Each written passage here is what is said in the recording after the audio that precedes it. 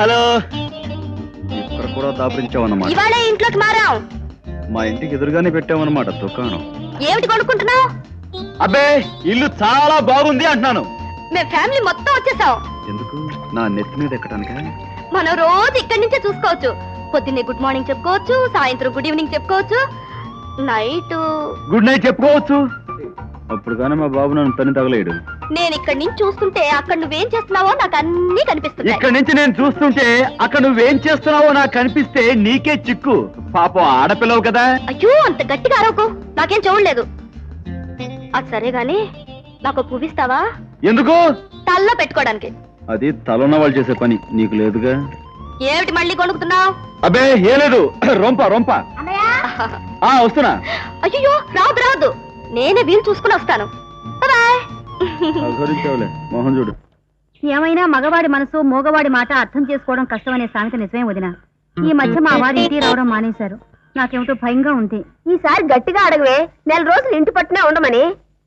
అలాగే వస్తావా? వెళ్ళరా. ఏమ్మా, నేను ఎలా అడుగుతున్నాను, నువ్వేమి అనుకోవద్దు. ఈ మధ్య మీ ఆయన ఇంటికి రావట్లేదట కదా? మీకెలా తెలుసు? మీ ఆయన నాకు బాగా తెలుసమ్మా. రామూర్తి నాకు మంచి స్నేహితుడు. రామ్మూర్త? మా వారి పేరు కృష్ణమూర్తి. అదేనమ్మా, కృష్ణుడైతే రాముడైతే ఎవరైనా ఒకటే కదా. కాస్త బుద్ధిగా ఉంటాడని రామూర్తి అని నేను అంటూ ఉంటాను. ఇంత పరిచయం ఇస్తాడని అనుకోలేదు. ఈ మధ్య ఏదో బ్రాంచ్ ఆఫీస్ పెట్టారట కదా? బ్రాంచ్ ఆఫీసా? అదేనమ్మా, 2 టౌన్ చెన్నెల్లు ఒక అమ్మాయిని చేరదీసాడు కదా? నిజమా? అబద్ధాలాడే కర్మ నాకేమిటమ్మా. ఒక విడాకుల నోటీస్ ఇప్పించండి, దారిలోకి వస్తాడు. విడాకుల నోటీసా? అబ్బా, ముందు నోటీస్ ఇప్పిద్దాం, దారిలోకి రాకపోతే విడాకులే తీసుకోవచ్చు.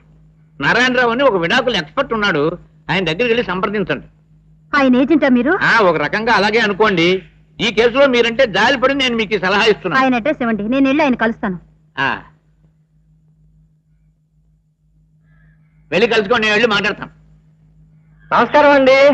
నమస్కారం. నమస్కారం. మీరే ప్లేయర్ నారాయణరావు గారా? నేనే లాయర్ నారాయణరావు, బిఏ. ఇంతకీ మీదేమిటి, సివిలా క్రిమినలా? నా భార్యతో నా విడాకుల గురించి మీ ఏజెంట్ చెప్పాడా? ఓహో, మా ఏజెంట్ ఆంజనేయులు చెప్పింది మీ విడాకుల కేసు గురించా? తప్పకుండా ఇప్పించేస్తాను. ఏం చేస్తుంటారు మీరు? నేను మోటార్ మెకానిక్ ని. ఏ పార్టీకి ఆ పార్ట్ ఊడదీసేస్తూ ఉంటాను. అచ్చా, సరే మీతో కొంచెం మాట్లాడాలి రండి. తప్పకుండా. క్లయింట్ ఎప్పుడు లాయర్కి రహస్యంగానే చెప్పాలి విషయాలు.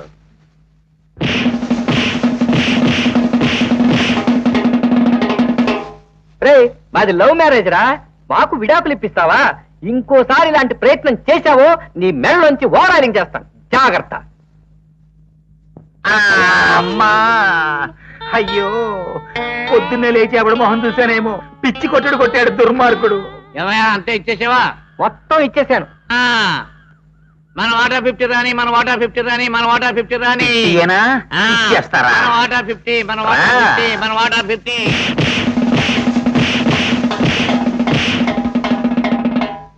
రేయ్, శవాలను చారేసే ఆంజనేయులు, మళ్ళీ ఎప్పుడు నా ఇట్లాంటి తప్పుడు కేసులు తీసుకొచ్చావో నిన్ను చంపేసి నీ శవాన్ని నీ ట్యాక్సీలోనే పంపిస్తాను, జాగ్రత్త.